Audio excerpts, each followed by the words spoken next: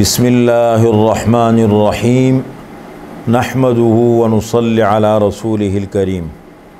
आज हम आपकी खिदमत में सूरतुल अनफ़ाल का मौजू और सूरतुल अनफ़ाल के मज़ामीन का ख़ुलासा पेश करेंगे। सूरतुल अनफ़ाल मदनी सूरत है, 75 आयतें हैं और 10 रुकू है। और सूरतुल अनफ़ाल का मुकम्मल मौजू है जिहाद। सूरतुल अनफ़ाल ग़ज़वे बदर के बाद सन 2 हिजरी में नाजिल हुई और इसमें जिहाद बिस्सैफ़ की अहमियत, ज़रूरत और गायत बयान की गई है। लफ्ज़ अनफ़ाल नफ़ल की जमा है। नफ़ल के माने है ज़ायद चीज़। नवाफ़िल को नवाफ़िल इसलिए कहते हैं कि वो फ़राइज़ के मुकाबले में ज़ायद है। असल ज़िम्मेदारी है जिसके बारे में पूछा जाएगा वो है फ़राइज़ और वाजिबात और सुनन मुअक्कदा, ये हैं ज़वाइद। इसी तरीक़े से नफ़ल माल गनीमत को कहते हैं, इसलिए कि ज़ायद चीज़ है। जिहाद का असल मकसद है इअलाए कलिमतुल्लाह, अल्लाह के दीन का गलबा, अल्लाह का दीन गालिब हो जाए, ये मकसद है। और इस ज़िम्न में अगर माल गनीमत मिले तो वो एक ज़ायद चीज़ है, वो मकसद नहीं है। हुसूल गनीमत मकसद नहीं है, मकसद है इअलाए कलिमतुल्लाह। तो इस सूरत में चूँकि जिहाद का ज़िक्र है इसलिए इसको सूरतुल अनफ़ाल कहते हैं। एक बात तो ये हो गई। दूसरी बात ये है कि सूरतुल अनफ़ाल का मौजू है इस्लाम का कानूनी सुलह और जंग। इस्लाम का कानूनी सुलह और जंग, सुलह के हवाले से और जंग के हवाले से इस्लाम ने हमें क्या तालीमात दी है। इसलिए कि एक है जिहाद और एक है जंग, दोनों में आसमान ज़मीन का फ़र्क है। जिहाद अल्लाह के दीन के गलबे के लिए होता है और उसमें कुरान ने भी और फिर अल्लाह के नबी ने हमें बड़ी वाज़ेह हिदायत और तालीमात दी है। आप सल्लल्लाहु अलैहि वसल्लम जब लश्कर रवाना फरमाते थे तो बड़ी खुसूसी ताकीद फरमाते थे, अल्लाह का नाम लेके निकलो और मेरे दीन और मिल्लत पे निकलो। किसी बच्चे को कत्ल मत करना, किसी बूढ़े को कत्ल मत करना, किसी खातून को कत्ल मत करना। जो उनके मज़हबी लोग हैं अपने इबादत खानों में बैठ के इबादत करते हैं उनसे छेड़छाड़ मत करना। जो तुम्हारा मुकाबला न करे तो उनको कत्ल मत करना। रात के वक्त अगर दुश्मन के इलाके में चले जाओ तो रात को हमला मत करना और सुबह के उजाले का इंतज़ार करना, दुश्मन को अपनी आमद की ख़बर देना। तो ये वो चीज़ें हैं कि जो देखें बहुत फ़र्क वाज़ेह करती है। और जंग तो क्या है कि इन्नल मुलूक इज़ा दखलू क़रियतन अफ़सदूहा वजअलू अइज़्ज़त अहलिहा अदिल्ला। वो तो उसमें तो फिर ये नहीं देखते कि कसूरवार कौन है, बेकसूर कौन है, बम मारो, कत्ल करो, जो भी सामने आता है, बस दुश्मनों का इलाका है तो मारो। तो ये बहुत बड़ा वाज़ेह फ़र्क है। और अल्लाह के नबी की ज़िंदगी को जो हम देखते हैं, तकरीबन जिहाद सन 2 हिजरी में फ़र्ज़ हुआ। ये सूरत भी सन 2 हिजरी के बाद ग़ज़वे बदर के बाद नाजिल हुई। जिहाद जब फ़र्ज़ हुआ तो जिहाद सन 2 हिजरी में आया और सन 11 हिजरी में रबीउल अव्वल में आप सल्लल्लाहु अलैहि वसल्लम का इंतकाल हुआ। तो तकरीबन बनते हैं, समझ ले 9 साल बनते हैं। 9 साल के अरसे में 27 ग़ज़वात पेश आए हैं और 56 सराया पेश आए हैं। ग़ज़वा उस जंग को कहते जिसमें आप सल्लल्लाहु अलैहि वसल्लम ख़ुद शरीक थे, वो कमांड आपके हाथ में थी। और सरिया उस ग़ज़वे को या जंग को कहते जिसमें आप सल्लल्लाहु अलैहि वसल्लम ने दस्ता बनाया, लश्कर तैयार किया, उनको दुश्मन की तरफ रवाना फरमाया। तो ये 56 सराया हैं और 27 ग़ज़वात हैं। ये तकरीबन 83 तादाद बनती है। इसमें बाज़ में जंग की नौबत पेश आई बात, कुल मक़तूलीन की तादाद 1000 भी नहीं बनती।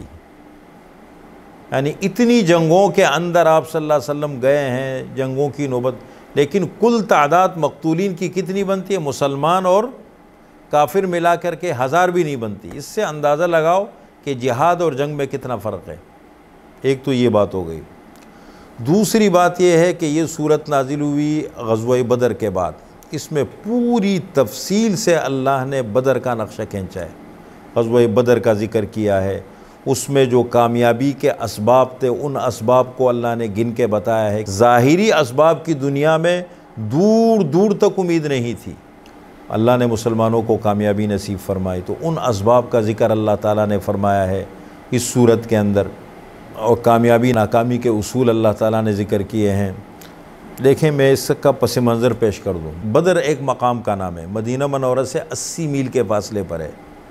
एक शख्स का नाम था बदर बिन कैस बिन सबा। फिर उसने यहाँ कुआं बनवाया और फिर उस कुएं के करीब आबादी बनी। अब वहाँ पर बहुत बड़ा शहर आबाद है बदर के नाम से। तो यहाँ ये ग़ज़वा पेश आया और इसका असल पस मंज़र ये बना कि मक्का मुकर्रमा में ये ऐलान हुआ कि हर घर के लोग अपना सरमाया मिलाए और 50 अफराद पर मुश्तमिल एक काफ़िला उन्होंने तैयार किया।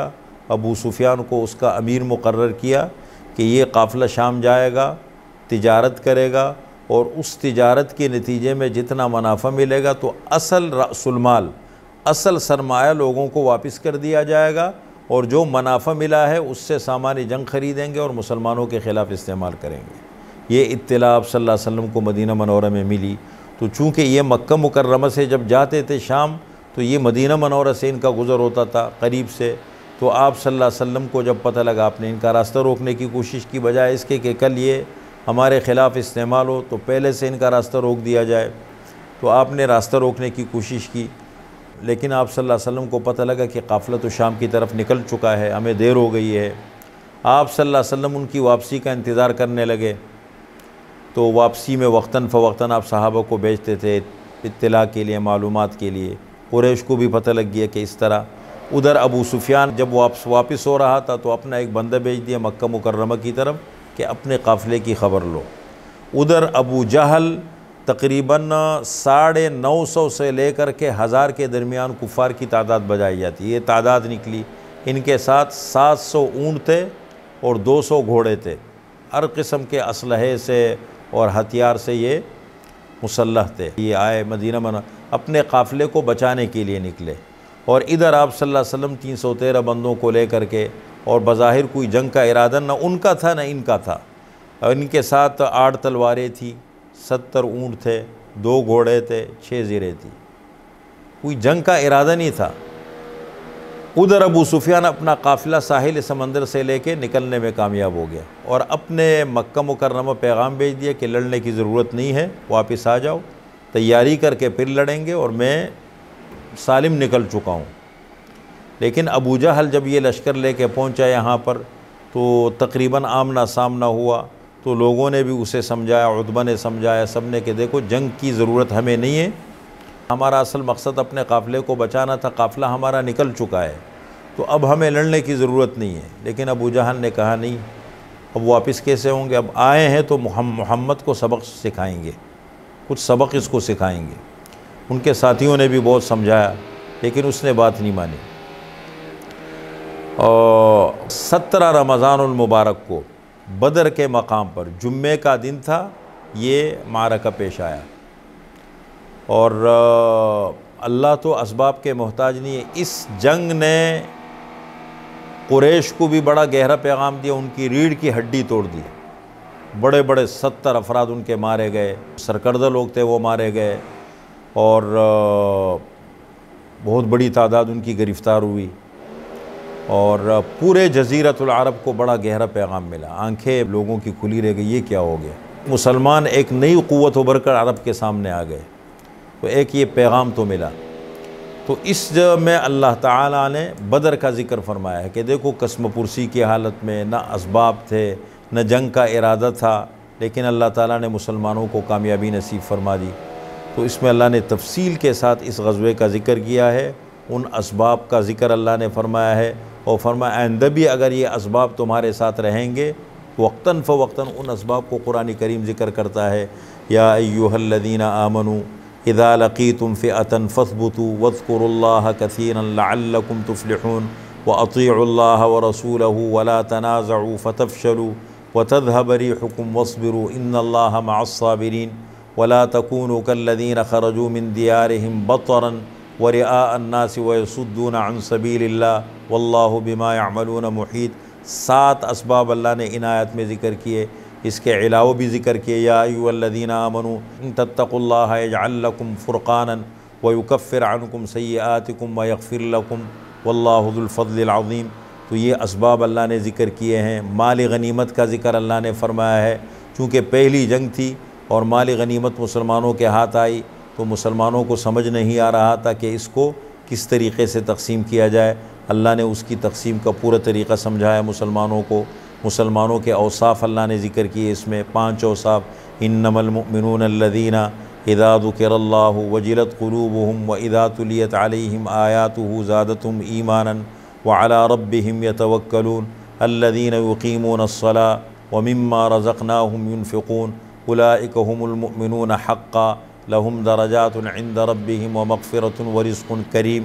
क़ैदियों का मामला अल्लाह ने ज़िक्र किया कि क़ैदियों के साथ क्या सलूक करना चाहिए।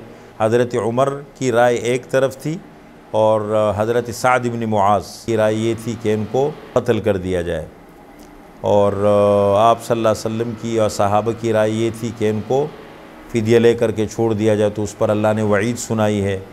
और आप सल्लल्लाहु अलैहि वसल्लम तो यहाँ तक फरमाते थे कि अगर उमर न होते तो शायद अल्लाह का अज़ाब का एक दरख्त की तरफ इशारा किया कि इतना करीब आ चुका था, लेकिन अल्लाह ताला ने उस अज़ाब को टाल दिया। तो अल्लाह ने उस पर नाराज़गी का इज़हार फरमाया, लेकिन बहरहाल अल्लाह को मंजूर था। तो उन कैदियों के साथ भी ये मामला हुआ। तो जो लिखना जानते हैं उसका फ़िदिया ये है कि वो हमारे 10 बंदों को, एक बंदा 10 बंदों को लिखना पढ़ना सिखाए। जिस दिन लिखना पढ़ना सिखा देंगे हम उनको छोड़ देंगे। और कुछ लोगों से फ़िदिया लिया गया, उनको छोड़ दिया गया। तो ये है सूरतुल अनफ़ाल और उसके मज़ामीन, जिसका ख़ुलासा मैंने आपके सामने पेश कर दिया।